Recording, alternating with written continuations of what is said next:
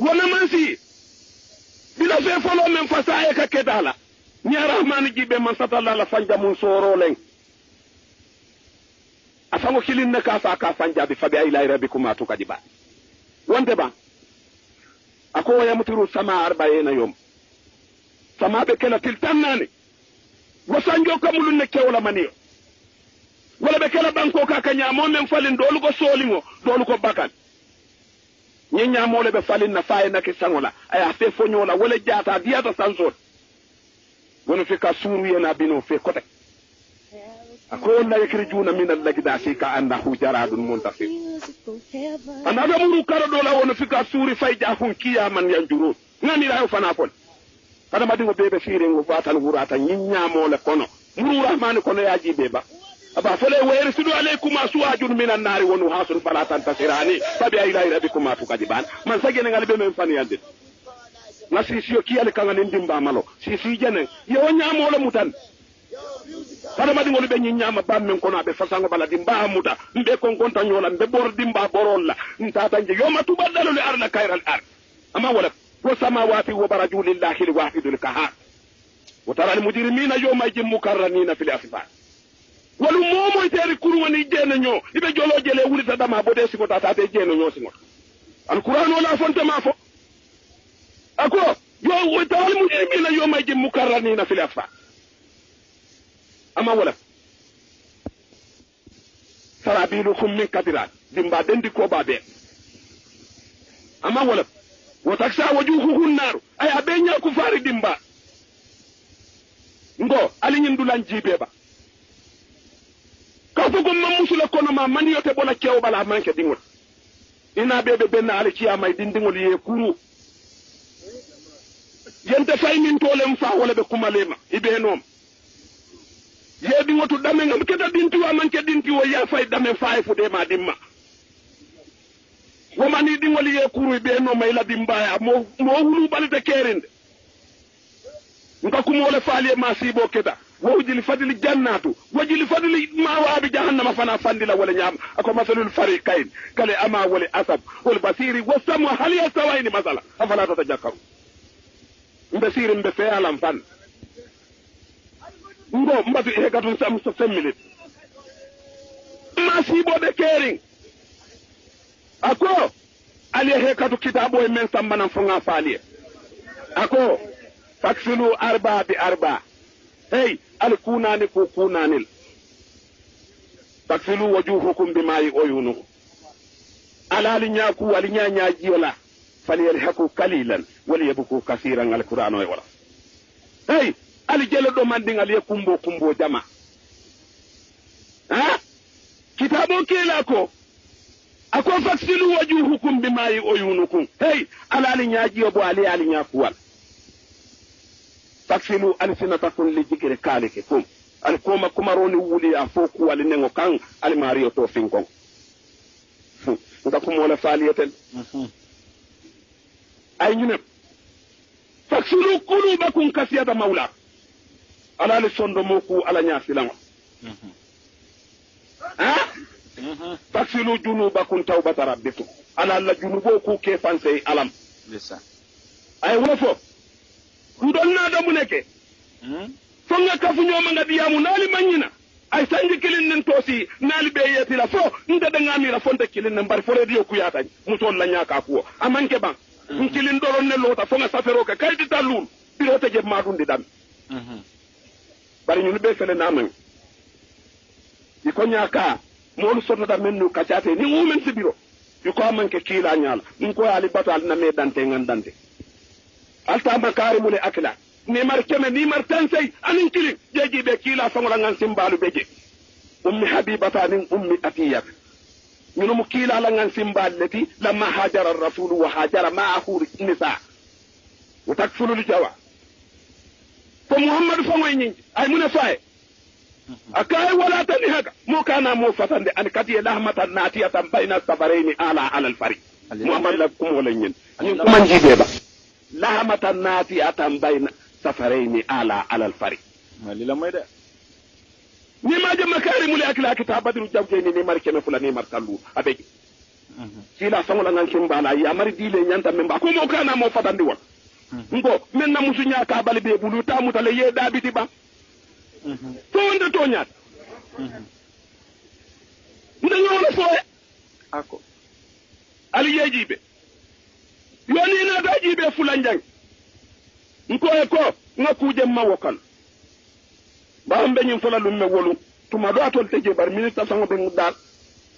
nkaye ko ngani kunji be nyo fi alko ndol bantan ko lu kamuso si ambuke sambano mambalang bari duike ko do bebul moto bebul imam fo dañu non imam fo feto fato la musu kilin sunkutu ko non ndete je nono la ngala fi mañot iko yow kisi fo alon debe o mara la no yela sunkutu ko non to mara nyaadi ha wa musu kilin fon karo ka fay man farlo sinya fula dia nim feti roye motota wanne musoli e susu na fodun tun ko mo yene nen sangara bay kay mancende wala manke bang ni na da jibe mu na da kerin bi e jamano le lota kunna wonan da kerin ni fu da to baratul kaza ko mo ne biye be dami nyem fay fu tala lulu kumata ito senjela sindin be do ko na manke musot abebe bo so bayndi la wodun tun kuma bo si tiri bo be mu musot do ne de kete je na manke kondokto ni bo si dara ko wala be non ko bayndi la ke ba futu balolu be sire musule ka mani bo to sa woko bondi min to je kewe fu atali arrijali kawamuna ala nisa ngo mbe sire mbe fa ala nan la jannale be jam parina la le ka sunku to bondi jam saate di ngonti abuga ke bang tante fo non ko nyino wala man asi menje tanil ibe jikirin sambu jambe parle wala burama nana ta wala be nyinyene munan burawo me nga ba soto laje to wonde bang ante ujomo ko no jam fo woto ba ngani raali be ko non wala ben ton la jal wadum be keno la nyaadi ali ma sibo doy ha nyinta ma sibo ba ni na daw fana jibe san fondin kewlu fana kenya jakalo war bawo man na fidim ba dañi nen partili watili ni muso kele be la fi won bawo fana si benno bang ni go sinkir kuwa ko man si fudula urarabe musolu no mala fita fane musodu yela wo mu kayran hani wonte kayradi fereng en tolle jomol aliyama sibo jet molu na do tara mujabjabina la haulai wala ila haulai mbe kafir yani muslime ya tem mbe jakanire ni en tol jibe mbe men folaliye muhammadu ko ni tata makarimul akhlaka batandi lela ako wala to sawiru hunna fin najwa muso adiyata kewke kango kono ila kullo ina kakaw mamadu ko wala to sawiru hunna fin najwa wala tuti'uhunna fi jal karabat wa idha kabbarat li maryam dhahaba khayruhu wa baka sarruha wa dhahaba jamaluha wa akima rahimaha wa atadal lisaniha la tu'minu ala salatati abi ala imuradi wa imuradi ala sirri wa fakirun ala malin mbeni men folaliye ngala jibe mina men fatalaliye aliye hekadu de masalan nembe tali wala lalaliye bari tali wodolu ka fay kon ka tali wala malle alqur'anu moy ni alqur'anu kura fa dawda sa fo yale ribula kum masala ngamira alqur'anu moy balol le ka fa ko alaji jita ka tali wala alqur'anu sura sa fa yale ribula kum masala ma ba olat wa kayriha abuka wala fo bang alqur'anu man satalla me da sangolu da wo ka tali wala wole fay sala kumo fahamuno ngamira wasatin kawandi la len da tali wala la le molu be la kumo moy la nyamen ba ngo to do alale sango ka tali wala aliribu lakum masalat aba fole asiyabul kariya idi jaali mursalun ngamira en bekele moto mbana be tali dinne la la ali hekatu bari tali wala me yalon koy bina tarla alqur'ano la soli alaman beki sala jahiliyam ba abuga kumo bodu la le lon soka kum fadula abuka lo ako nyin kitabo fundi da nyin kelo bandula iba fola e makarimul akla kaya fi akba kitila la kunya le beje ay ke ba kilin soto fi istanbul wa arsala ibnuhu ila talab al-ilm rahab lonna baka na yadi ngo parende akayta londi ni non wa tahu salasa hadiyata ay hadiya sabal diyala jariyatan alfu dirham min jariyatan wa far wuli kilindi ala nin jol sunkuto anin suwo hadiyatan li sey ade diyala kasida di ke balel abita londo nyini la membulu ali heka ako biringa nyindi di ngola kay ko ijhabi ila rahab wa yuallimuka salasata ayami la tatajawwaz alajibe hadiya sabay wala diyala akayta ya karandi tili saba akana tambi wala yake lonna dinni wasalata suwoka atat afudada matuma men ngabani nen kala wa arsalani abi ile kam falen ki kan ayu allimani salasata ayami la tatajawwaz akuna ali ala fida yen karandi tili saba ngake lonnatin dunga se akana tambi tili sabo lonna emira ayakumoji ma bawuli la kay sa wallimuka salasata aharufin mbe londi la harafu sabala in hafadaha anta alim nenyin harafu sabo tanka tili saba kono e fanamu lonnale tisite ko bismillah tilo folo ya ibtada kali aliwa akay natak wala le bobi bilan tili folo ta kay ha akay ituni alfu dirham wuli kili ngodin ay wata bula alan akay nga wala folo akay bismillah akay illam tafwalu kayra ma tafwalu fala sayyalak hey fondinke ni man kuke manyan na men kala kute wala kata wala folo ni man kuke ni manyan na men kala kute ay nyina doku walum fatilo boyta wasa mo fano ke dana ta kay ngaw no la kay bismillah itu ni jari sunkuto ndottil jol sunkuto ayo sambala kono toto akay ko fondinke koy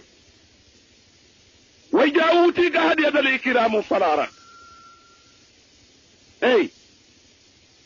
nin ayatara akay ne jawutu min salatakum awwal al kainin ni moy lanno sidi wala no jam fantugo kana kete folon ndembe sambalali en nan alquran o ya landi nyame yalla kaje go tali ngo bara bo tali qur'an o la kono bar tumano ni nga sada de la kurata falota lon alquran o la samala kuma be nyindo fende ba alquran o adiyamu nyamen na sababu no julo ni ngala mantiko ibe wolon na le folo ana la bayane yenna ko momoy ayo fo doron ka fasari wonta dangoti memin folali ala ni tulot ako samu anata kay na fenan suwol ay suwata bula ay mune fay way ja wuti ga hadiyata li ikramu falara nim monin kerkere bunya nate kankana murun ko bismillah til sabo banta hadiya sabo banta harafu sabo ban aya bula fe lamma wasala ila abiha bila futa fama akaya ataitu ya abi anta alima kay wallahi kama kala li sey hey londo di man barako nyinal atena sala fenna londo man doya baraka nyino le doya bawbi londo be mbulu nyame mo man som batal laji londi sifa be molu kumoto wolu nyanta tila sangone banko le temano nim barko be bara be no la nyaadi atol lan jaba kunda jali men dun karam mota tubabu karandinga be ngamira le ko kungo ko falu kay wurale jiye bute ye bindo ke na ko do ci kay karam mo joala wala buka ke ba wodi ngoy barako bo mi bala karango itele kajo ndate lo nyene le ala ti ta ma horo ma fenna woni mun jita diya monin feya ko la wala manke ba anyun kay mun ka da membe barako sila afoba ate lo kuntu nyina ala ti ta bo ko jabi ku fanna men taw man hanyani wonda tonya ida dun kela dimba bal men ne kata la karam mo jo wala te men kata sila nga foban aman sen soto ba nde ke du langa ku mo le foy men be kere ya jele fonin ke oni nga fa ko maka sama bi sitata asfur ani nga fa na ta wutu kari woro nin kari woro anadu sarafa la la fita banko tamala kay bismillah ayabula atata hatta bawoda min biladihi anata jam fe songola banko la baki hatta najala ala baladi malikul jabbar atata ji man sakke mo fa man so la banko to wolunga e bengola talato oto bengo me yala kole ata bake muta marba atebe futala ayatara wotuma rawante fe abe kering police lu sapata tamburo be kumala abe kafo walinna na mansa ya hayna banta jana be sire mansa siranko ay sandara muri fula bo ko fonnin ke o men kana ali benduma ali asamban ya mutane nana kafo fara fo na londi bayna yadayil malik man sanyati limmo amma konto nga man fen fa ko sandara muri ya ni tambi ali ta fenna so ko na mbatu je haninga bo bendu dinni ngodi jakale kafo jakalta nyemen dinni ngodi taye mira barin karamo ko illam tafalu kayra ma tafalu fala sayalak nim man kuke manyan na men kala kuten nan dun sonta ko man kuke asondo mo na ta ko ka dan kene ata ka karamo e men fa talibo na malla karamo la kumo la fenta ko kono ka kuma la fo ten talibo be furi mu talibo la di memma karamo la kumo mu itulo dum memem fole din ngo dan kene aku ita da sinde suwo kono fobe ngo janjanta man sana ta ataraji abe nyinin kala akaye ko mun tango men ngakine kaabe bun kona ko e fadi woli ala ko man nyana ana adun tabun kona da sura kaye fonnenke wa hababtu laka nge kanun mbe nyinin kala wa adraktani yentara wala sali ibunan wala binta dinke tembulu soko dimmu talasa imuratin kulluha akimun musu sabale bembulu abe bore wa kaccuka ibuna nyemuta dingot ralita dunya ta kay ralitun dunya ako bismillah wasama be ngo kili banko be kila ko e ko ngadi ngo soto ye ko dingo wo mawulu wade kalama da ko al kay min jesiire ndingol banko ni wala janjan wo makasa maari maliko sittata asuri ani man sanata wuju kari wor man sanata banko be kila kabe tamala kari wor ko tak ako ko wada fatu maliki ala hajal wala nganna man sayadi nyin dingola banko nga sembo dia tella nganna dimbaya to atele bulu mobe kuwo ku kele nyin nyinen atama takariwo ani wala bote feje man sadala seylo men woguraro hasi dolu nin juwa maalu nin kubara ali nyo kilkeno ko iko ali nga benga fero de dawo makaru wa makarallahi wallahu khairul makirin itolu be dabaro de dala hatara ala batakanna yajele akoy bente ya masala musu sabo kilkeno kon wa amida bil mal yul tuse ko do la ko din tatol bulal bal kono di ngol man saya nyim malla fatol la malla sa alla badi ngol kadu hanna bita banko ka ari barin cewlu be janna nali fañol ase banko kara fano woluma atol be mon dole feja li nyin ko do muta nali eden kanna man sa fela ta kunu ngaliya ali dunga lañi man dingo kan hanay mo kilin kono mano mbesi denga kan wala ala ko atele nyin kono manana ta ba fal ale fero jet wole ko do muta yede man sata da wasirin ningo man sala musike ba parende atata da kuro kam mulimman laylan suton da kon dir man kunja da kura tata lo larango kun o kay jena ka ente akay munen yin suton na kay ko wat jitu ilek nate telekan man fayen tu telebul farlo men ben nate ma ko mo sulata ko kula yenyinen kanti tan na farlo ko ma bi foyadi fannin ke wore mira la ranga kay musike ba jaabi munena akay barin karamo ma wo fani karamo ko ja utumina fala takun awwalal kaini ni moye lanno siti lanno jam fantungo kana ke folode ni ngo ke ngaman sa jam falen dun taw bendino kanyo fay fo fano keda waman sem bendi wose wosamo wo ko e ngamira ndala ke bayale njafa sita fe hanibi man sala musuk men benda sinkam batu woyta ba jata bunya be wala ngamira wonya da man kakasi konde wo fana e pare kam makarabane jiyoluma wosamo suuto ay da kura kan alo sala rango kunta kay jenga kayente muneke da kay kon nate tele kan man sayen tu telebu nda ko mo suula da fewo fenna ye jenen ka farlo ben nate man suula tanta e akayen karamo ma ko karamo ko ja utu mina fala takun awwalal kaini ni moy lanno siti solo kana jam kana wode kata fa suba wadan la wadan te janjan iko man sala ma nyori ngoy tele be felo dak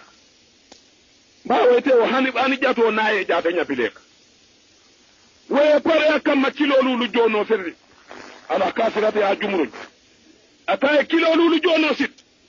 pendal fe mamen ya lon ko tele fe ata bayo beta ay wala la kan bo da so bondi asunju kense ngo dolon aw male da kura kan alota damen asingotu kasambarango kuma den ngo ko bi mbiri nata jangoy chakanu ban akayen nate tele kan ibn fala bi walla ngefa walla yenna farlo dinna akaya ala saway saw akaya mbatu kan ji ajita la ranka akaya mbatu kata jonkon ko ala mura nga wala ba aso nga nyobore mbiro la kurtot amuru tana ka kay karamo ma fonye karamo ko jawutu min fala takun awwal al kaini nini moy lanno fiti folo kana jafa karamu yebe pendolo ay fay jana la bango jono be kunduda teroto jela man sembendino fano ke da ko al ngamurun na molu kan ngaben ko tedda dan ko nyinte keti celle buga ma nyaato nin sita kam ma musuku wala seno ade mune kela de munu la jila magde feren tungolu kan iko silande menkela ngaden kan nga man sana waci mano kili ni ngoya sibe ma nyo nsida dunga bul bawo tebe jido da na e kono ke mbebe den nan nyi musolu ben ko nyi ndingola ka iko bismillah waci mano ko kontano tambita wuri yemira waci mano dole ko salifona katara kandiyo mutanda kamira su wala ku banga kum wala fali alka ka jele karen jaman jele si na be da ka man sala ma nyori ngoy kanyina furdi farda man sada karo men na wala sawunta ma nyo man sabina kari woro muna kari woro kono mo la kawtande mo woto ma ngaji ta daw man say ekipo mo be tulolore inata ma nyo bulale mo be nata konton fo ma nyo abuka sino menko na manyo fa kurandale ka hana bejan a kurandale ko hani jemma jahani bi abinal kuma ba ko mol be janjandi ngana da fundi cew kan aya fele anin menno be je ya je ko kata yele mat ay ku jaman lafi wa bira konton atat ala muso keba kili kanyinin ka ni tele futwo ni nyo mbe nyinin ka ijigi da ko yejene kala muta men si kono ke non nanyi manyon akay way kana njomol ko mune mantu mo wala bu akay ha bari nyante tele nyinin ka yalo nyame yew foñ akay ntul kane la dingola je bar ntol dum be aje ko wala kono ka man faye dey wata ay dum teman ko kuma ne musu teman ko ay da soro nga ya nyinin ka wo fana nyin kuma kilin wala fa ay kono ma songo kila ay da soro ka nyinin ka aka setane dun tan ni dingola tem man salata nyin kuma wala sila ay dey ay atara wa banal baita milan ala majabiha sato ko ma mayli kilin ke jaay bu ngoloje ke kana wala be je wonu mala mo faadin kiran ni ngala fita men fala so mandabe wulla doronga be kayto tampula adu tebul akoy tawoliya yenyin kayto dil ite be kodi labe do killa be do tampula adu ngabulu wala ni ko nyantana aya bi ngokit ay kayto tampo akay wodara mota yebori wo bungo to eta nyin dila biringo ya kodi ay wati mano kila ay don tampa ba wato mol jam fakanne do mande wati mano hakilo ba kanko akata kunta Allah bardingo kata men na womo wolo ibina alala do kuwo jela ya jele wakada arjumanu ayata musu kilin beje moroli o ta man se ko nyanta si se dun tun koyo fala ya tabe kinibiran kilin dun tun kumo arjumo min suba bote la kurata damen funde bedo ke be dara matiyo ni mboro jela ya londi hani mondo na ya bila sadato doro hajo jara wo fana wode da banta be fanula la kurata ay korda bayla la lo bedo kay min dinni mo janen dara mo yelana hey amadan ko ay filo koro wayaje ko nimmal lo mbe fele la nyinka ay dara mo da saba kay munen akay ko moroli e telephone nyanga sada le soto iko ni mondo ci kan na hajo be jara la ye telephone ake alay ma ko ya kay man sayen kimbe hawdire yo badi wala ya baraka baki ala baraka baki watu mol jam fajande doron alnal badi malo mala mba fala le bye bye fo tuma do